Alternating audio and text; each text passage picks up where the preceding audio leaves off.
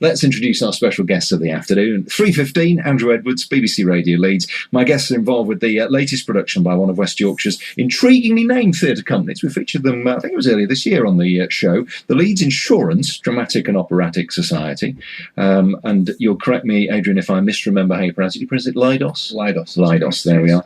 So that's a good name, isn't it? They're performing The Rise and Fall of Little Voice at the Carriageworks Theatre in Leeds City Centre from next Wednesday, that's the 18th, through until Saturday the 21st of September, in your 40th anniversary. Not you, but the Society's 40th anniversary. Right, yes. This is Adrian Marshall is the chair of LIDOS, and our other guest is Jane Collins, who plays Little Voice. Hello. Nice to see you, Jane. How are you? Nice to see you. So, Adrian, just tell us a little bit about the Society, a reminder of that. Started presumably in that sector of the industry, did it? That's right, yes, it was originally insurance workers. Leeds had a massive insurance industry, and they formed a society which they performed originally really at the Civic Theatre, was the original where they first started performing, and now when that closed, we now go to the Carriageworks Theatre in Leeds. And did our 40th anniversary this year. Well, congratulations. Very good. How many shows do you do a year then? Generally 3 shows. We do a pantomime in January, then a musical in June, and then it varies. A play. We've done some cabarets as well in September as well. This is a great story. It needs, presumably though, a great singer. Just tell us a little bit about the show of Little Voice. I must admit, I know it from the film where Jane Horrocks, I thought, was stunning. So it was from Scarborough, wasn't it? It was Michael Caine in there. Brenda Blethyn was the mum. It's a brilliant story. Just give us a little summary of it. That's right. It really tells the story of a shy, reclusive girl called Little Voice, and a larger and very colourful mother, Marie. Little Voice, desperately missing her dead father, spends a lot of time, nearly all the time actually, locked in her bedroom listening to his old record collection. Because it keeps him alive, doesn't it? That's right, yes. And she actually perfects, during this time, being on her own, fantastic impersonations of famous divas, including Shirley Bassey, Marilyn Monroe, Judy Garland and Dusty Springfield. It was a great performance. Michael Caine plays Ray Sayers, and it's a great name for a character, isn't it? He's a slightly seedy talent scout as well.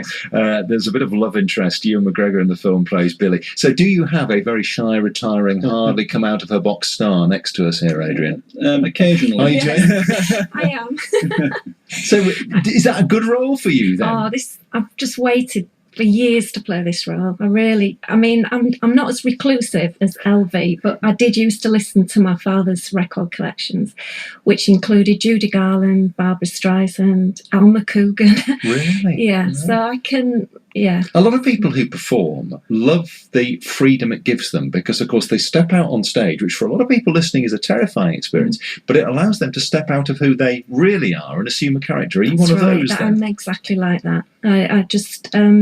I prefer playing a character than being myself. Isn't that funny? Yeah. So when this came along, was it something that you were approached for? Was it something you auditioned for and chased after? Yeah, we auditioned for, but I should have played it about 10 years ago, and unfortunately it didn't come off the ground. So I've kind of just waited for a society to hopefully do this. And LIDOS, I joined in 89, where I met my husband, David, who's playing the Ewan McGregor part in this. So. Oh, look at that. You well smoothie, Adrian. You've got the love interest in there, real love interest in there. So you've been involved with the society for a long time now. Yes, yeah.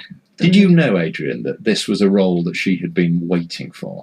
I didn't know it was a role she'd been waiting for, but I was highly delighted when I knew that she was going to audition, because Jane is very, very talented. Oh, how do you cope with something where you've got such a very good version, but in a very different medium, which is obviously a film? Do you ignore it? Do you look at it and then sort of work from there? Just talk me through that. Yeah, I've just watched it again. I mean, I loved the film when it came out. Jane Horrocks was fantastic. She was.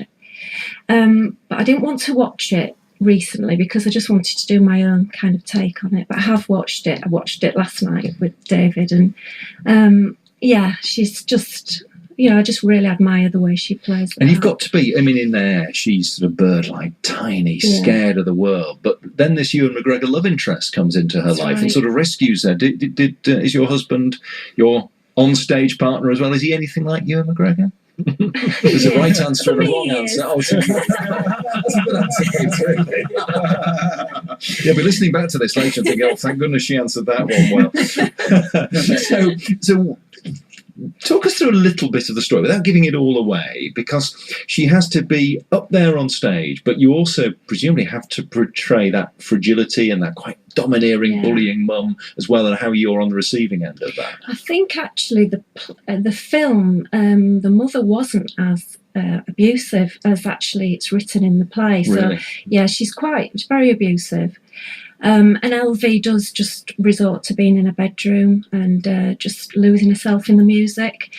So actually, the hardest part for me was doing the voices, learning the lyrics of the songs, because she doesn't really speak at all until the end, when she finds a voice and she can tell her mother exactly what she thinks of her, really. So this is more a singing role than a speaking role? It is, yeah. And what about those voices? Have you tried, because, I mean, she got it brilliantly, She did. you know, and you've mentioned Adrian, the different performers who she represents. Piaf, I think, was in the mix as well, wasn't she? Piaf as well. Have you then, are you trying to imitate them? What are you doing?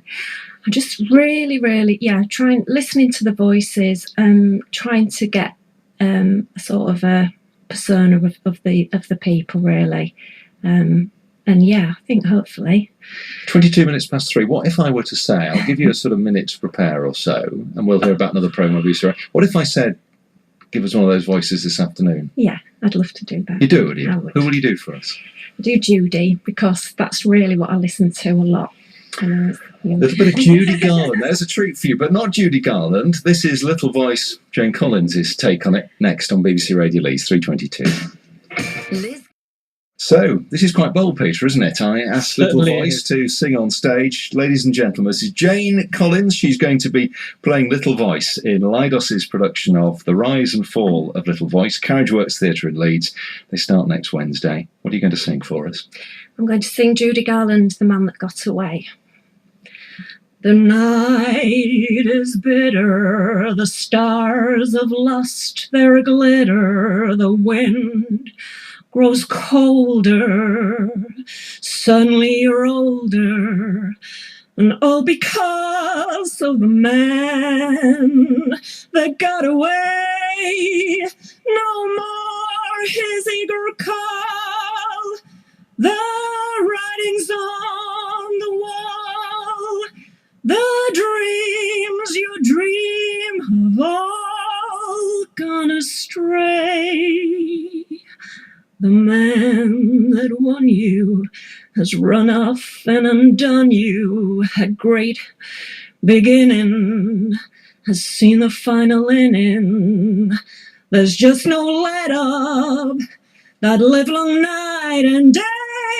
Ever since this world began, there's nothing sadder than a one-man woman looking for the man that got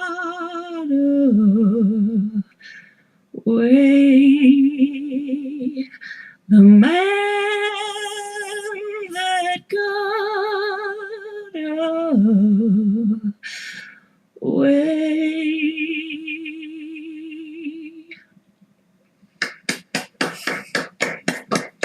Goodness me, just right out of nowhere, completely unrehearsed, no accompaniment, pitch perfect. Yeah. That's why she got the role of Little Voice. Her name is Jane Collins. That was fabulous, Jane. Thank you very much indeed. Goodness, 25 past 3, BBC Radio Leeds. We bring you lots of performers on this programme, but to hear that straight off unaccompanied, you've made a good call there, I think, Adrian. Yeah, I think so, yes. Very nice. What do I feel like singing? That's very different in a radio studio from being on stage or in rehearsals for a production, isn't it? That felt really, really nice, really good. Good. Thank you. Well, that was lovely. So it starts next Wednesday. It runs through till Saturday.